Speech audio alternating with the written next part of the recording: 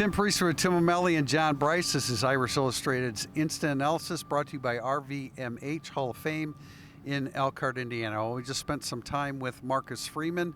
We did talk about the quarterbacks. We'll talk about that here in a little bit. But let's start with the injuries, because unfortunately not only is Jordan Botelho out for the rest of the season, but so is Ashton Craig. If you had a chance to read today's Thursday Thoughts, you were hinted. There was a hint that was going to be announced. Billy Schrouth, the news is better.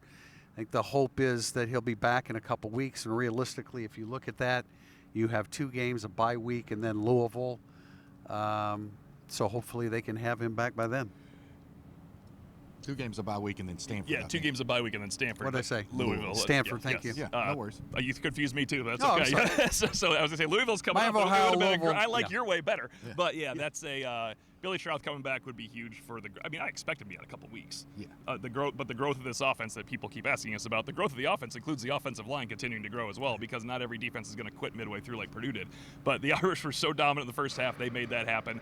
The Craig thing, we will find out how big of a problem it is in game. I mean, Pat Coogan did a good job in non-high leverage situations. I don't think he will fail in snapping the football and executing his assignment. I think the real problem is if Coogan gets hurt. Now you're getting down there a little bit, because if Spindler gets hurt, they're confident putting in Absher. They could always move Coogan around. It's when you lose your starting center in week 3, it gets a little worrisome going forward. Well, you probably get snaps with Spindler at center if that's I would think so. a feasible alternative. Well, they actually listed Pendleton as the backup, as the new backup center. Of course, he had taken snaps there before.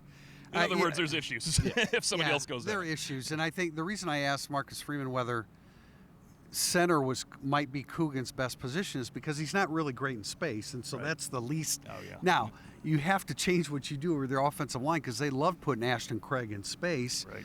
And he was good at it. He was injured on a play in which he got out in front. But anyway, it's a situation. And fortunately, you have 2 veteran guys. Coogan's a veteran guy. Spindler is there to come in case you need him. But the offensive line is going to have to develop some chemistry. Schrouth, as we said, is out until probably the Stanford game. And then Jordan Faison should be back. I think we would expect that. And I would imagine Josh Burnham. I don't know. Josh Burnham didn't look like he was close to being ready to go last week. I doubt that he is this week. Let's talk about the quarterback situation. Obviously, Marcus Freeman was asked about Riley Leonard and the style of offense and what they did, and he stuck to the script of, we did what we had to do in order to beat Purdue. I think that's probably what we're going to hear from him moving forward. Yeah, I hearken back to what Mike Denbrock said the week of the opener, and that is, we're going to be a work in progress. We're not going to be against Texas A&M what I expect us to be deeper into the season. And the fact of the matter is, they've played a quarter of their schedule, and they're still very much developing their offensive identity. Now, I thought we saw some new components to that identity this past weekend that Notre Dame can build on moving forward, whether that was bringing Jaden Harrison in motion more, doing more with the tight ends. We saw the key 3rd down conversion pass to Mitchell Evans, but we saw Eli Raridan more involved than he's ever been involved in the throw game during his Notre Dame career. All those things they can build on and enhance. We still haven't seen a full version of Riley Leonard, because we know he was banged up last week, but still fought through it and played a very effective game and ran the ball at an elite level and threw the ball at an adequate level. It was brought up today, and I think it's forgotten because of what they've seen in 3 of most people have seen through 3 games. But he did throw for almost 3,000 yards a couple of years ago. Right. And although he's not a guy that's going to complete 68% of his passes, I think that he has the ability to be better than he has been. Now, on Saturday, he missed 5 passes. He didn't find Jeremiah Love downfield. Yes. Noted. You could really see it very well from the top of the press box at Purdue that he was open. He missed an early short one where he threw it to Jadarian Price, and he had to throw over a defensive end. He threw a ball too low, a square into Jaden Thomas. Bo Collins was the big one. There was a deep ball to Bo Collins. It was an easy touchdown. But he got bumped. He got bumped by Anthony. Yeah, Anthony Knapp. I mean, I don't really know. Like we are trying to be fair in judging these guys, but the Angeli faction doesn't really want to. Well, I think Angeli threw the best ball of the day. He did. Jaden Harrison, his NFL ball. The setup of the first half is what opened the running play in the first half to Price, I believe, set up the touchdown pass to Cooper Flanagan. Of course, people are saying, well, Leonard would have missed that throw. That's not true. It was a nice play-action throw. But I think What you're looking for, though, is, and this is the miss of love, is I want to ask Mike Denbrock, is that the issue with, because they've had 3 quarterbacks do 3 games as the announcers. I consider Garrett a quarterback. He was a quarterback. He was an NFL head coach. He knows what he's talking about.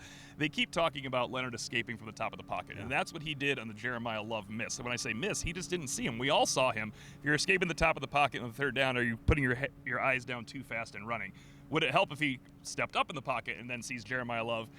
Let's not hide this fact. No one's been more open than Jeremiah Love on that. He was standing still, raising his hands in the air. It looked like a backyard game. So I think that's what you have to get out of Riley Leonard. We're going to be able to sit here and split hairs on some other misses, but if he's making a mistake, if Denbrock thinks it's a mistake that he's leaving the pocket that way, he's a great athlete, he gets away.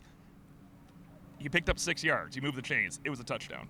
Against a better defense, they might stop you after you picked up the first down when you missed the touchdown. Right, and I think the brilliance of a couple of his touchdown runs is a little bit overlooked. And I'm not cheering for one or the other. I'm trying to be objective. But Angeli took sacks that he shouldn't have taken. His especially one, I thought he his back shoulder throws were not good. But the touchdown pass to Bauman was a great pass, and it reminded me a little bit of when he hooked up with Flanagan last year, where he was rolling to his left. It wasn't the same thing where he was rolling to his left, but an athletic throw, which is what you're looking for. No doubt, thrown across his body, which is not an easy throw to make. So we're going to talk more about it when we do our podcast, but. Anyway, what he wants to do, what Marcus Freeman wants him to do, or what he's saying is we're going to do what we need to do offensively, depending upon the opponent, while everybody's looking for him to throw the football much better. On the defensive side of the ball, with Botello out, obviously Boubacar Traore moves up. Who else moves up? Bryce Young is certainly Marcus Freeman mentioned him. He moves up. Logan Thomas, I was wondering today's. Tail the tape. I think I said Thursday thoughts. Tail the tape. Is he ready to play a little bit more, probably in passing downs? Yeah, absolutely. And Junior Tuihalamaka is another name that we heard Marcus Freeman specifically single out today. But I think Bryce Young is the guy right now who not only has incredible ceiling and skill set, but is the guy, when you listen to Marcus Freeman, that's closer to carving out a larger role. And frankly, he was closer to carving out a larger role before the injury to Botello. Remember, this is a coaching staff that says when you commit to special teams, when you show us you're committed on special teams, you carve a greater role on offense or defense. Because of Bryce Young's work on special teams, he was already carving a greater role on defense. Now it's a necessity that he continues to carve a greater role on defense. Do we know if an assault charge is coming, though, for his special teams first play? Because that could knock him out. I don't think people seeing it on TV got the full breath of that hit. But you could hear the crowd. You could hear the crowd go ooh when I don't speak in press boxes, and I yelled. I never move in press boxes. This was a Purdue kick return. If you didn't see it, where he wiped out the lead blocker. Tim, what else on the defensive line? Well, I thought it was interesting because Kennedy Urlacher couldn't have looked better other than one play where he took out Jaden Mickey for the large gain. A lot of questions about Kennedy Urlacher. Is he moving up? And Freeman made 2 points I think are salient. Look, it's X, Xavier Watts, and then Hurd and Schuler, and you're not taking out Xavier Watts much when it matters. Kennedy Urlacher is next guy. He is pushing it. I mean, the way he attacks the ball, he's probably pushing over Luke Talich right now. He's been listed as Orr the entire time with Luke Talich. But Marcus Freeman said the challenge now for Urlacher is to have a good practice week because then he went general. It's a challenge for freshmen to have good practice weeks back to back. That tells me he hasn't had a lot of great practice weeks. No, but he sure had a heck of a game, and I don't like the notion of guys. That's like, oh, Joe Montana didn't practice well, he played great games. Well, let's talk about a practice, another position that you asked about today, Tim. We're gonna get into James Rendell, and I was able to get in an extra question today. The questions were a little bit light, but I asked him about what his points of emphasis are with him, and he said, I asked him if if directional kicking would be best for him. And he said, no, he's shown the ability to do everything, including really banging the football. But when he gets in the game, he hasn't done it.